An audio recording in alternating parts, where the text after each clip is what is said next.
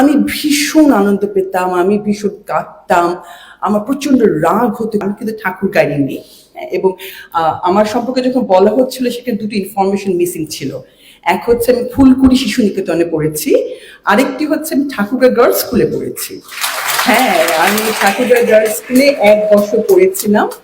এবং আমি যখন পড়তাম তখন হলো কি, আমি কিন্তু একটু গল্পের মতো করে বলবো। হ্যাঁ, I am very informal speaker, I am not a great speaker like Faham, কিন্তু আমি খুব ইনফর্মালি গল্প করবো, বিকজ আমি ঠাকুরগাঁয়ে আসছি, এটা আমার জায়গা। সো আমি মনে করি এটা আমার পরিবার।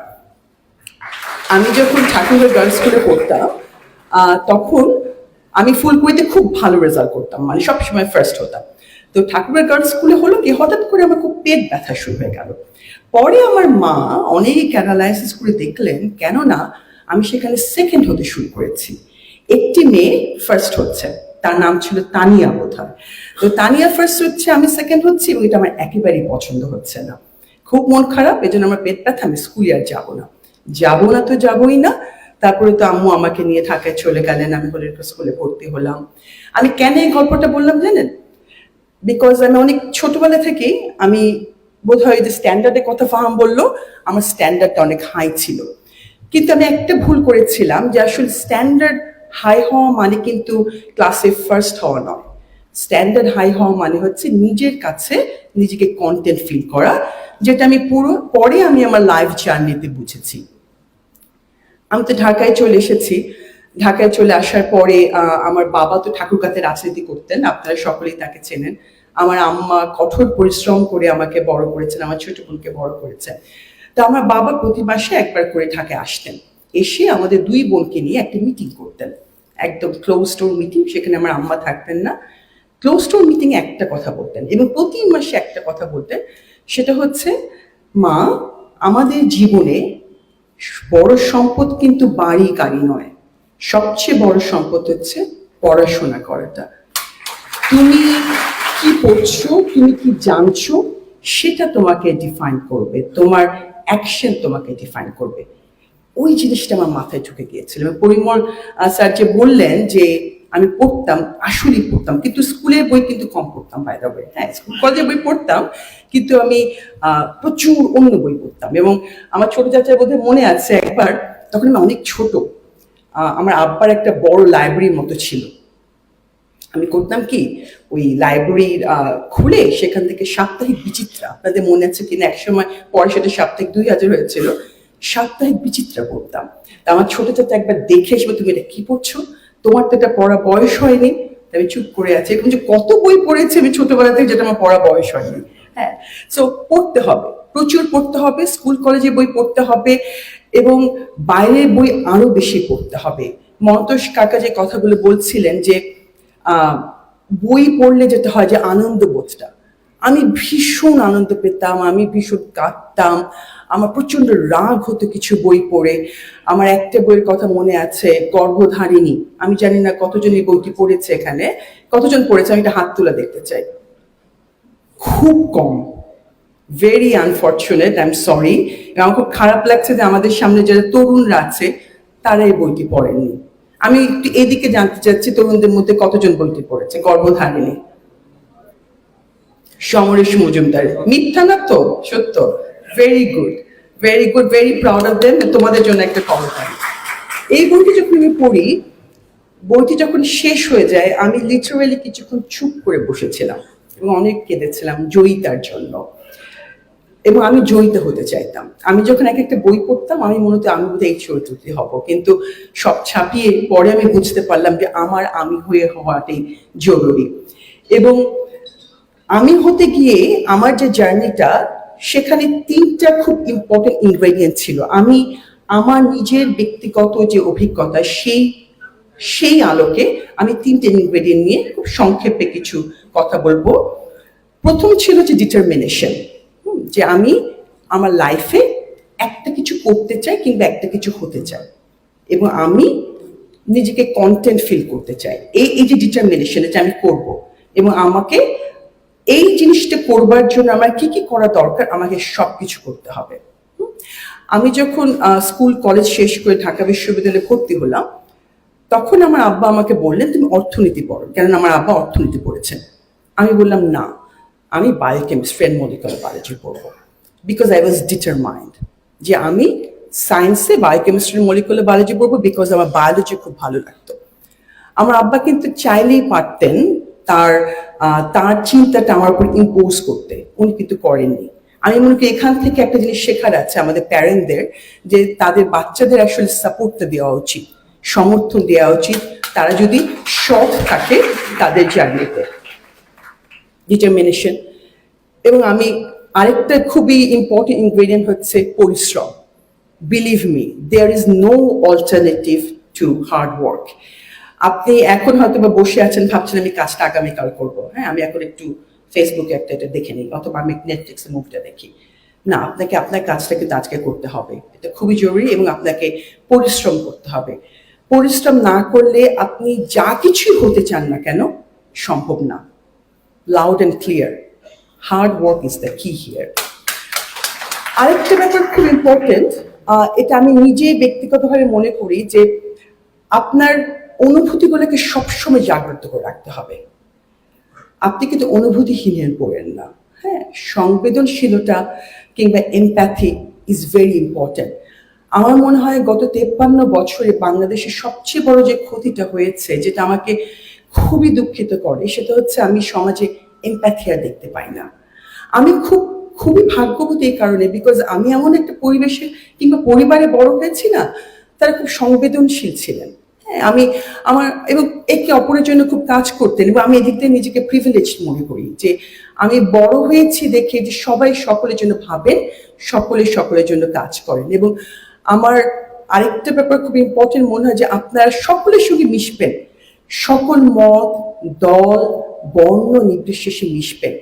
আপনি যদি আপনার মতো যে নন তার সঙ্গে বসে কথা না বলেন, তাহলে কিন্তু আপনি একজনকে জানতে পারছেন না, আপনি নিজেকে সমৃদ্ধ করছেন না। This is very important. আপনি যখন আপনার মতো যিনি নন, আমি এক্সাম্পল দিচ্ছি, ধরুন খুবই একটা, আমি কি বলবো, মোটা দাগে একটা এক্সাম্পল দিই, হ্যাঁ, যে আপনি ধরুন আপনি বিএনপি করেন, আরেকজন করে আওয়ামী লীগ, খুবই মোটা দাগে এক্সাম্পল দিচ্ছি, আরেকজন করে জামাত ইসলাম, কিংবা একজন ছাত্রদের যে দল করে সে করে। আপনি যখন বসবেন, আপনি সকলের সাথে বসবেন এবং আপনি শুনবেন। You need to listen to everyone with attention. আপনি যদি মন দিয়ে অন্যের কথা না শোনেন, তাহলে কিন্তু পরবর্তীতে আপনি যেটা বলতে চান সেটা কোনো বেস তৈরি হবে না। কারণ আপনি না শুনলে আপনি জানবেন না তারা কি বলতে চায়, এবং আপনি নিজেকে প্রস্তুত করতে পারবেন না। সো আপনার নিজেকে প্রস্তুত করার জন্য সংবেদনশীলতার সাথে, এমপ্যাথির সাথে সকলের সঙ্গে বসতে হবে, শুনতে হবে, এবং সেই অনুযায়ী আপনাকে কাজ করতে হবে। This is very important. আমার মঞ্জুস কাকারা যখন কথা বলছেন, আমার খুব ছোটবেলার কথা মনে পড়ছিল। আপনার মনে আছে কিনা কাকা আমি জানি না, মঞ্জুস কাকার বাসায় আব্বু আম্মু আমাকে নিয়ে যেতেন, কাকি ছিলেন তখন। কাকি আমাকে ভীষণ আদর করতেন, উনি আমাকে খুব মজার সমস্ত পায়েস রান্না করে খাওয়াতেন। আমি এই কথাগুলি বললাম কারণ আমি ছোটবেলা থেকে ঠাকুরগাতে কিন্তু বড় হয়েছি এবং সকলের সাথে মিশেছি। আমার বাবা মা আমাকে সেই সাপোর্টটা দিয়েছিলেন, আমার পরিবার সেই সাপোর্টটা আমাকে দিয়েছিলেন। এই জন্য মিশতে হবে, সবার সাথে মিশতে হবে, সবার সাথে কথা বলতে হবে, মনোযোগ দিয়ে শুনতে হবে যে অন্য কে বলতে চায়। আমরা গত 16 বছর পরে এখন এমন একটা জায়গায় দাঁড়িয়ে আছি না বাংলাদেশ, আমি বলি ইটস ভেরি ভালনারেবল। খুব একটা ট্রানজিশনাল পিরিয়ড দিয়ে আমরা যাচ্ছি। এই সময়ে সত্যতা বলা এবং সংবেদনশীলতার সাথে বলাটা সবচেয়ে জরুরি। আমাদের এখন সবচেয়ে বেশি জরুরি হচ্ছে, আমরা যে ধ্বংসস্তূপের উপর দাঁড়িয়ে আছি, সেটা ইকোনমি বলুন, সেটা মানুষের মনোজগতের কথা বলুন, সেটা আপনি জুডিশিয়ারির কথা বলুন, খুব জরুরি আপনাকে এখন তৈরি করতে হবে। আমরা যদি এখনই তৈরির কথা না বলি, আমরা কিন্তু আরো 100 বছর পিছিয়ে যাব। আমি মনে করি যে আমাদের যা ভেঙে গেছে, যা গুড়িয়ে গেছে, যা গেছে তা যাক। এখন অতীতের দিকে না তাকিয়ে আমার মনে হয় যে আমাদের সকলকে এখন সামনের দিকে এগিয়ে যেতে হবে, তৈরি করতে। আমার সামনে যে অল দিস ইয়াং পিপল, আমার খুব ভালো লাগছে। আমার মেয়ে আপনাদের থেকেও ছোট, কিন্তু আমি আমার মেয়েকে সবসময় একটা কথা বলি, সেটা আমি আপনাদেরকে বলতে চাই, সেটা হচ্ছে যে believe in the power of habit. আমরা এই ব্যাপারটা কিন্তু আসলে এড়িয়ে যাই। আপনার আজকে যে অভ্যাস, আপনি সকালবেলা ঘুম থেকে যা করছেন, স্কুলে যাচ্ছেন, স্কুল থেকে ফিরে যা করছেন, আপনি যা চিন্তা করছেন, রাতে যা করছেন, ঘুমোতে যাওয়ার আগে কি ভাবছেন, এই সব কিছু কিন্তু আপনাকে ডিফাইন করে। ডিফাইন মানে বোঝেন তো ব্যাপারটা, যে আপনি কি হচ্ছেন কিংবা কি হতে চাচ্ছেন, সেটা আপনাকে কি বলবো, যে আপনাকে ক্যারেক্টারাইজ করবে, পিকচারাইজ করবে। একজন আপনাকে যখন দেখছে তখন কিন্তু সে আপনাকে সেটা দেখবে। পাওয়ার অফ হ্যাবিট খুব ইম্পর্টেন্ট। ভালো অভ্যাস করতে হবে।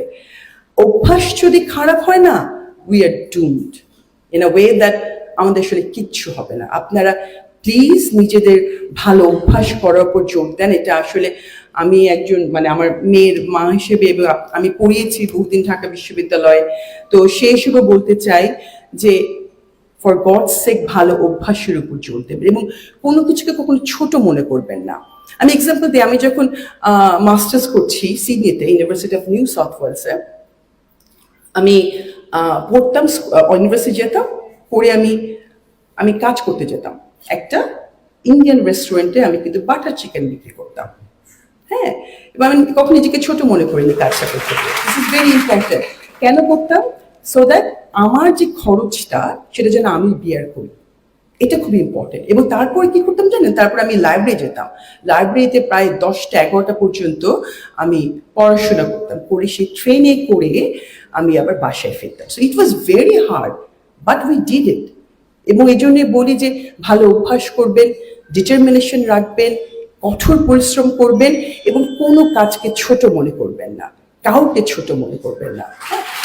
আর একটা কথা ফাহাম বলেছে, উইচ ইজ ভেরি ইম্পর্টেন্ট, আমি মনে করি যে সাকসেস কিন্তু আপনি কি হলেন সেটা না, আপনি কি ফিল করছেন সেটা জরুরি। যে ডু ইউ ফিল কন্টেন্ট? আমি তো মনে করি আমাদের পরিবারের সবচেয়ে সাকসেসফুল হচ্ছে আমার মা। বিলিভ মি, বিকজ আমার মা আমার আব্বাকে যে সাপোর্টটি দিয়েছে এবং আমার মা যেভাবে আমাদের দুই বোনকে বড় করেছে সেটা অসাধারণ। এবং উনি যেভাবে নিজেকে কন্টেন্ট ফিল করে, এটা কিন্তু আমি অনেকের মধ্যে দেখি না। এই যে কন্টেন্ট ফিল করাটা, তার মানে হচ্ছে যে আমি জানি আমি সত্য আছি, আমি জানি আমি সৎ আছি, আমি আমার ডিটারমিনেশন, আমি আমার এম অনুযায়ী কঠোর পরিশ্রম করে গেছি, আলহামদুলিল্লাহ I feel good. This is the key, I feel content. This is your success. আমি অ্যাজ আই সেড যে আমি খুব ভালো বক্তা নই, আমি এই বিষয়গুলো আমি শুধু আপনাদেরকে রেখে যাচ্ছি। Again it's up to you. আজকে যারা আছে আমি মনে করছি তাদের বয়স সম্ভবত 15 থেকে 25-এর মধ্যে আছে, এবং আমাদের সামনে আমাদের যারা বয়োজ্যেষ্ঠরা যারা আছেন তারাও কিন্তু তাদের উইজডম নিয়ে একই কথা বলবেন।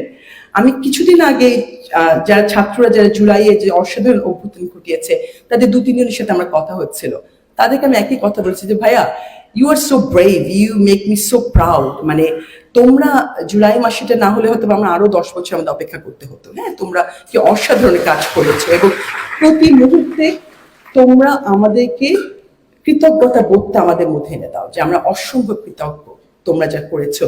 কিন্তু মনে রেখো ভাইয়া, গত 53 বছরে বাংলাদেশের ইতিহাসে অনেকেই অনেক কাজ করেছে, তাদের মধ্যে ভুল ত্রুটি থাকতে পারে, কিন্তু তারা তাদের লাইফ জার্নি দিয়ে একটা উইজডম অর্জন করেছে।